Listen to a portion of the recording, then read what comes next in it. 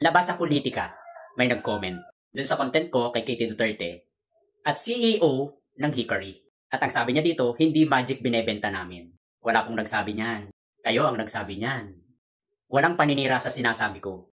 Iba ang paninira sa real talk. Kung talagang epektibo yung brand mo, bakit ang kinukuha nyo na endorser? Maputi na, retoke, parang ang hirap naman paniwalaan nun.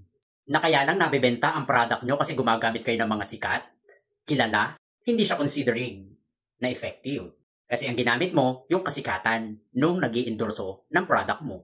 Second comment, balikan mo ako pag fresh ka na. Mabenta since day one. Unang-una sa lahat, hindi kita babalikan dahil ikaw yung nag-comment sa content ko.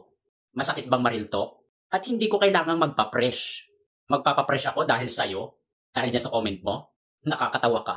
Magkaibang buhay ang ginagalawan natin. Ako, gala ako ng gala, nagtatravel ako, nagdadrive ako. Ikaw, nasa loob lang ng bahay. O nagtatrabaho ka man, baka nasa aircon ka pa. At nakita ko pa sa content mo, nasa ibang bansa ka.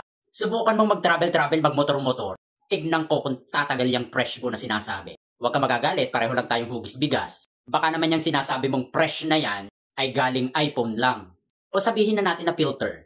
At saka huwag kang masaktan, te.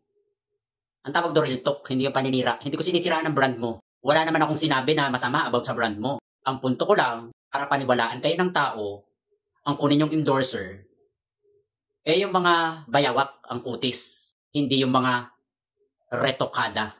At saka, hindi ako umiinom ng mga synthetic drugs like that. Kasi, I love my kidney. So, yung keep safe and God bless. Dahan-dahan, ang paggamit ng filter. Charot lang.